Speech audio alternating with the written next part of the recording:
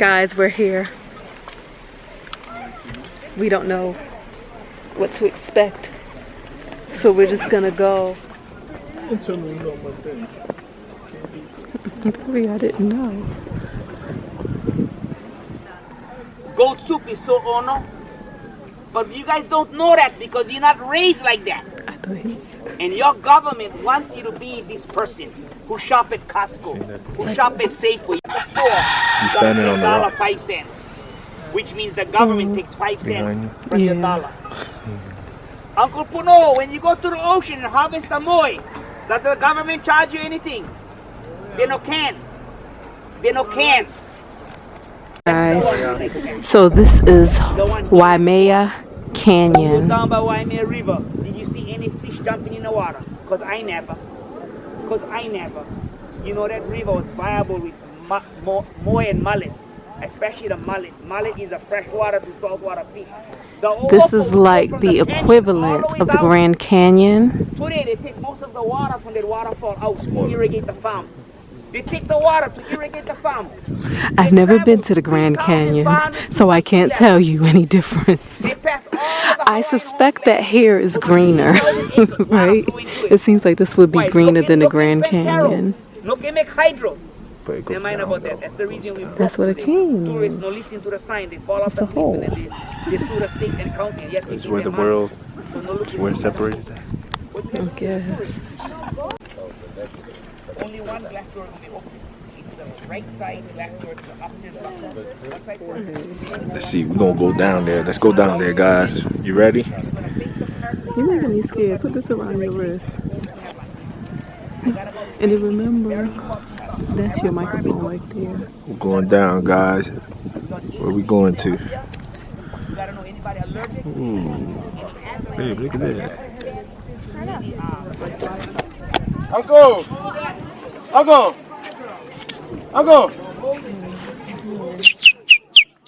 Anakala! Love you, Uncle! You know, I thought I got passionate, but what I told them is true. You know. I love you, Uncle. We don't teach. And you know, I know maybe one day you return to the land and who knows, honestly, I'm not the caretaker. I'm not the manager guy. If you guys are interested in what you're looking at, can I share that with you real quick? Okay, I'll be right back. Let me try to get some of these guys so I don't have to do it 10 different times. If you get to see it while you're here, get a picture. It's extremely rare. It's what we call Kauai Kini, which translates to the multitude of waters.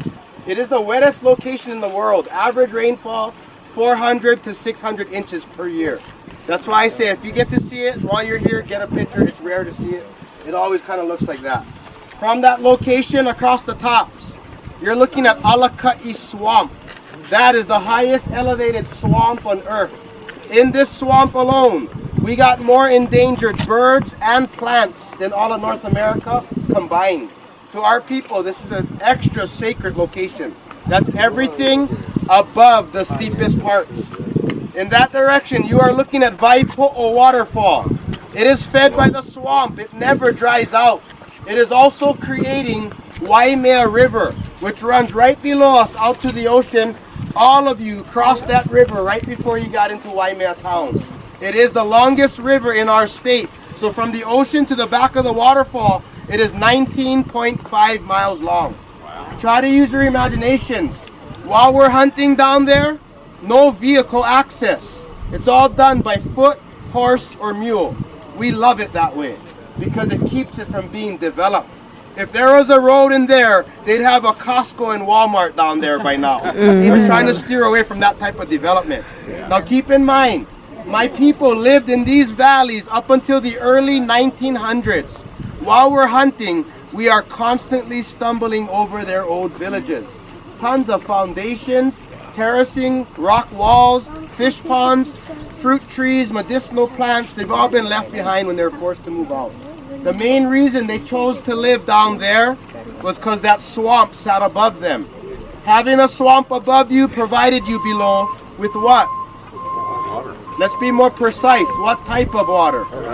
And what we need to try to remember, those Hawaiians back then have not yet seen money or gold. This type of wealth, they had no understanding in it.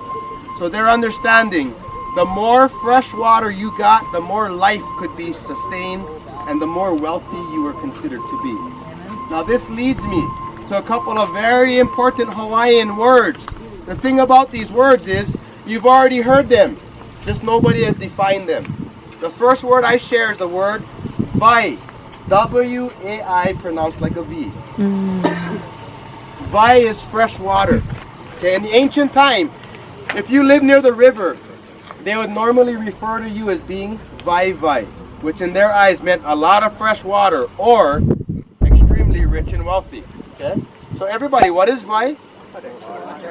More precise? Thank you. Yeah, fresh water. Okay. Next word, you've all heard it. The word aloha. One word has over 100 meanings, but in the one word there are two. Let me define them separately.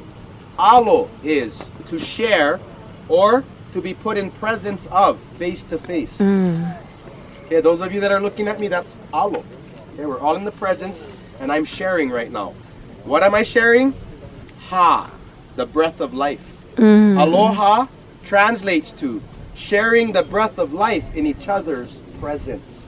So with that being said, you guys, aloha. Aloha. Remember ha. What is ha? The breath of life. Good. What is vai? One more time. Fresh water. Last thing so I don't confuse you. To the ancient belief of our people and culture, it only took these three things to live simple and righteous on earth. Out of these three, you just learned two of them in Hawaiian. Ha and vai. What is the correct pronunciation of the Hawaiian Islands?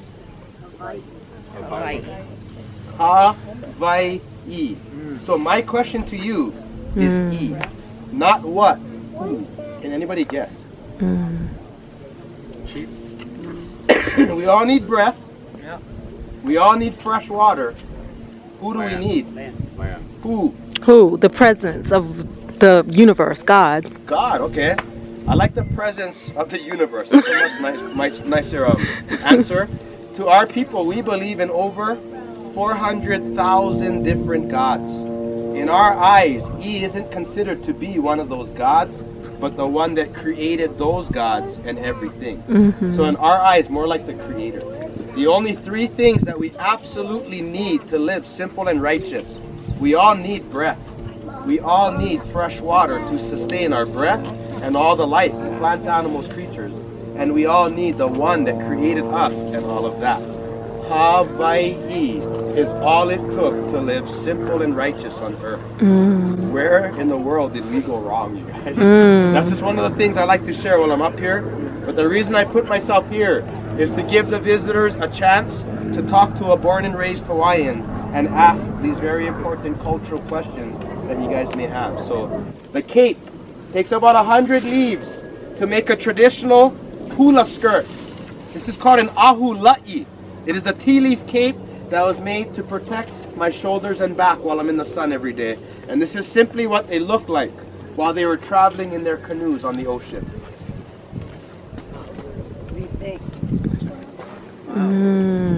I'm smiling, don't run away, you guys. Okay? Alright. And I got some of these other things here below me that I want to share with you as well. Hurry up, take your time. Okay. This one here, uli uli. Hula instrument to make you look more dramatic while dancing hula. But in the ancient time, only men danced hula. Why?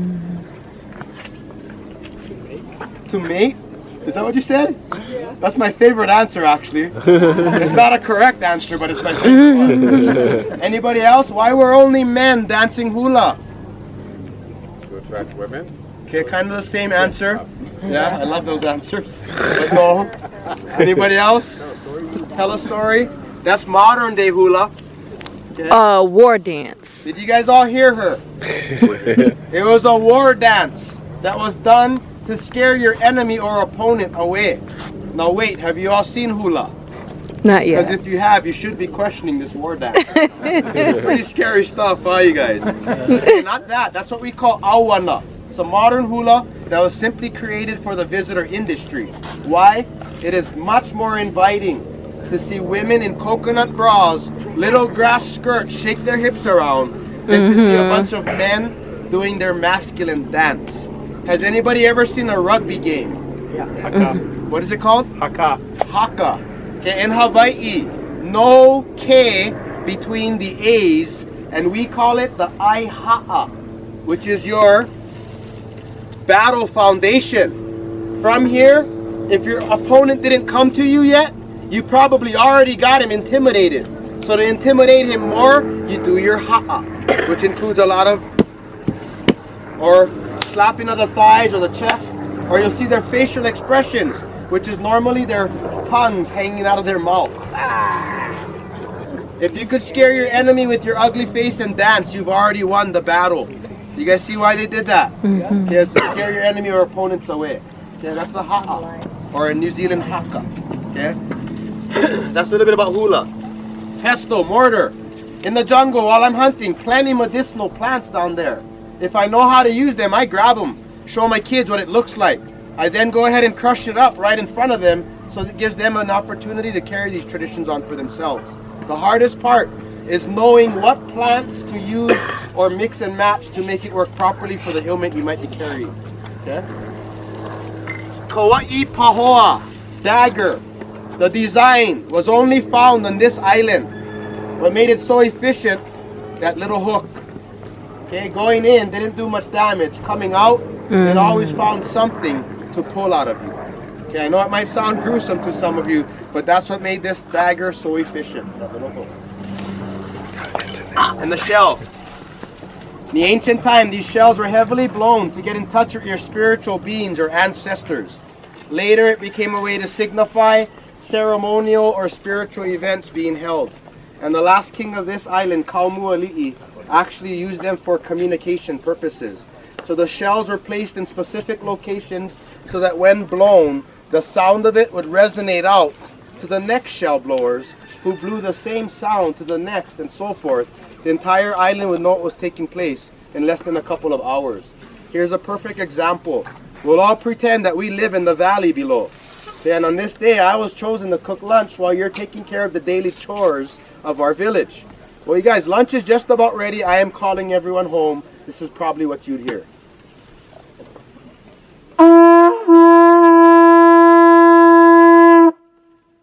Wow. Everybody would come running back to the village to get their share of lunch. After done eating, you go right back into the valley to finish your chores till dark. Totally different day. And on this day, our chief got word our enemies are approaching. He asked me to stand as a lookout on the high ridge watching over the horizon. And all of a sudden, out there on the ocean, let's say I spot 10,000 canoes coming. That's a lot of people, probably our enemies. Here would be the warning cry to signify to my fellow villagers to get yourselves prepared.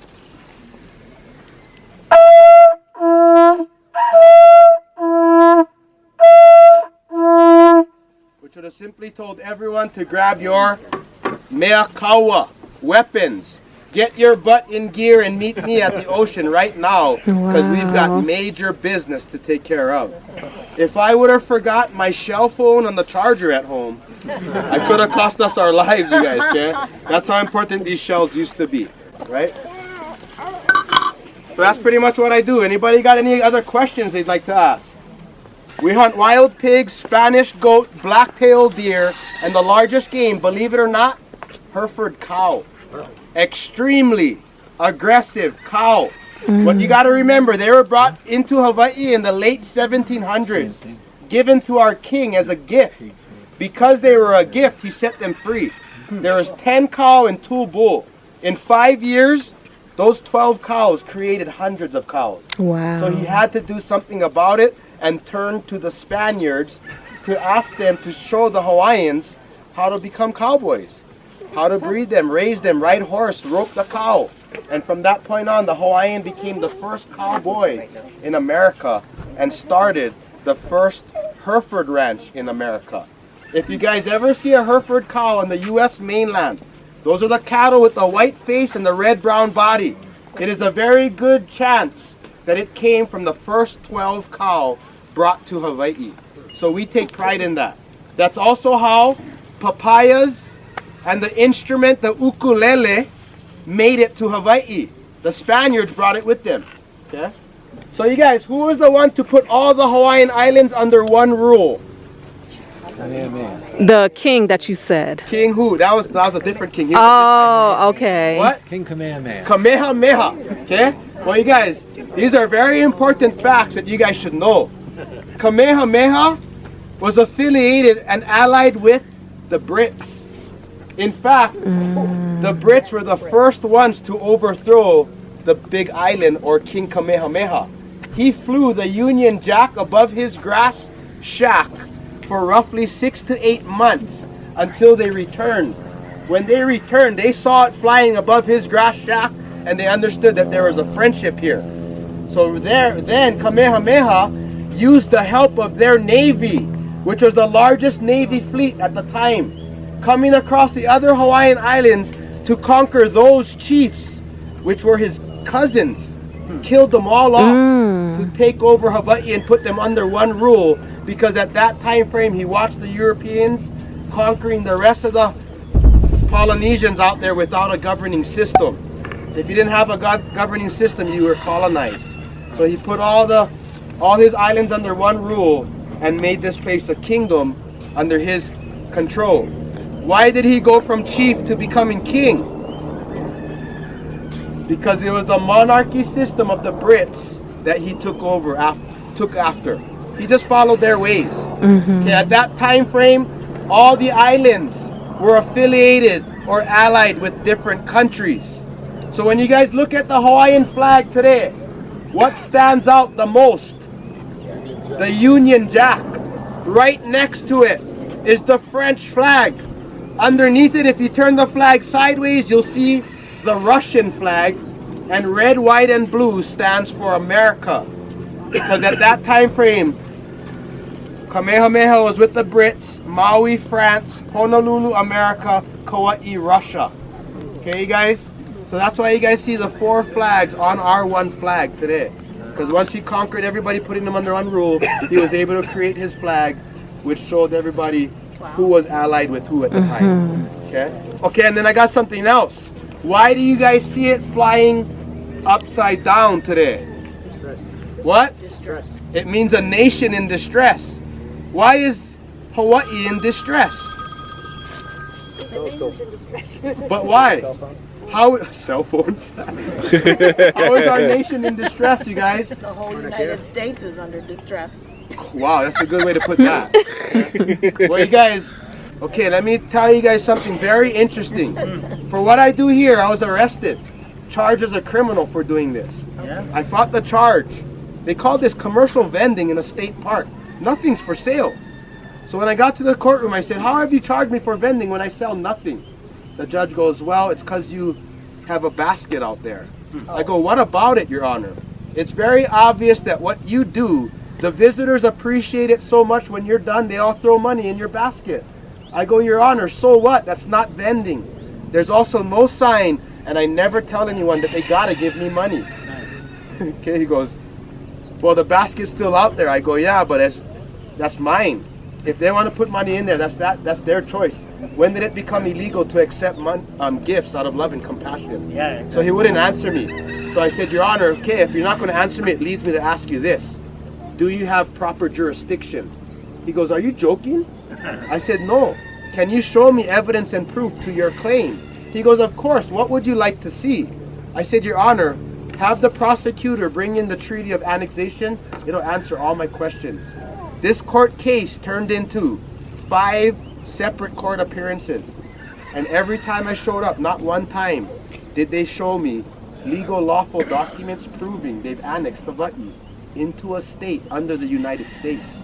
So I stood up and I said, Your Honor, do you know what that means? He goes, what? What law pertains to me now? He goes, I don't know. We got to call a recess. Okay, guys? I come back an hour later, walk into his courtroom. This is his exact words. We are extremely sorry for wasting your time. The prosecutor didn't bring the evidence you have requested, so we're going to be forced to dismiss this case. I said, are you joking me? Your Honor, what does that mean then? What law pertains, you guys? If I was born in Germany, what law would pertain to me? The German law. But because I'm born in Hawaii and they cannot prove they've annexed it into a state under the United States, Oh boy. Now what law pertains to us? Okay, don't believe what I teach you. You guys do your due diligence. Go look for yourself. You know why I say that?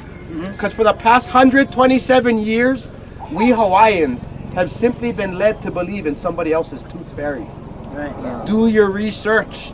Don't believe some half-naked guy up on the mountain. You guys, for one, I don't gotta lie to be cool. My outfit already takes care of that part. Pretty cool. Okay, I'm trying to make sure that what you're being taught is the actual truth and facts about my people, my culture, and the political stance that we are dealing with right now because of the lies and manipulations we've all been led to believe in the past. So again, you guys go do your research, but I just want to make sure that you guys are learning the truth and facts about what's taking place here. Why are we in distress? Because we're being now, our nation, illegally occupied by who? The United States military. Okay? A lot of people say, oh, we're lucky. Thank goodness they occupy you, because if they didn't, somebody else would control you. You guys, we have treaties with hundreds of other nations across the world. None of them did that. Only America did it. And in our eyes, what they did was created the largest bullseye on earth. That's right. By putting us in the middle of it. We are a neutral country. We don't need an army to protect us because we're friends with everybody. Okay? So you guys, that's the situation that we're dealing with right now. And that's why I want to make sure you guys are learning the exact truth, not some made-up storytelling that they're telling everybody today. So you say 127 years that Hawaii was made state in 1959? But we were overthrown in 1893. Oh. Yeah. That's when all the fraudulent stuff started taking place, you guys. So then the one of 1959 is not a legal... So remember, what I asked the judge was, show me proof to your annexation. Yeah. 1959, they say that was statehood or annexation. Right. They have no lawful documents to back that claim up. Now it'd be like me going to the courtroom saying, Your Honor, I own your car, but I don't have the title to prove it. You see what I'm saying? Yeah. It's the same thing, you guys. But thanks for letting me share. There's plenty more questions you can ask. I really love questions, so stick around and ask questions if you have any. What's the half-naked guy's opinion of Tulsi Gabbard? To be honest with you, I don't really care. Because in my eyes, they have nothing to do with my country. Okay. What was the question? What about Tulsi Gabbard? You guys know who Tulsi Gabbard is? She's isn't she running for like the president now? Yeah, she's running. She's running for president now. See, I don't even know much about her. But I know she's from Hawaii, and she says she has plans for the Hawaiian people. Their plans, federal recognition. Okay? That does not have to happen here. We have other options. Yeah. The Indians didn't have that option. Right. Okay? So you guys got to remember what's taking place is that they were Indians. Today they've been re-recognized by the feds as what? In Hawaii, they're trying to do the same to the Hawaiians. We're Hawaiians. They've already taught us that we're native Hawaiian. So when I went to court, I said, Your Honor, why in the world are the federal government trying to re-recognize us as natives when they've already taught us we are native? What the hell am I? Yeah? You guys see what I'm saying? Yeah. If you allow them to call you a native, it gives them the authority to come into the nation boundaries to reset them. And if you look at what happened to the Indians' boundaries, they all went from here to here. And today, what are those boundaries called? Reservations. They're trying to do the same exact thing here today. We already know their plan and we're against it. The Indians of North America, the Inuits of Alaska, and the First Nations of Canada are warning Hawaiians today to not become federally recognized because you get nothing more. Our nation already exists and they acknowledged it. Even the UN acknowledges it today. Yeah. They're saying that the Hawaiian Kingdom is still in continuity. If that's the case, our people got to rise up to their positions and take their stand. Okay, that's what's taking place today. Okay, so that's one thing I just like to share with everybody. So you guys make sure you do your own research. Don't believe some half-naked guy up on the mountain. I always want to end with that. Make sure you do your due diligence, you guys. Yeah. Well, Tanisha's using the little girly girl room, but look at what I just discovered. Those are bullet hole marks.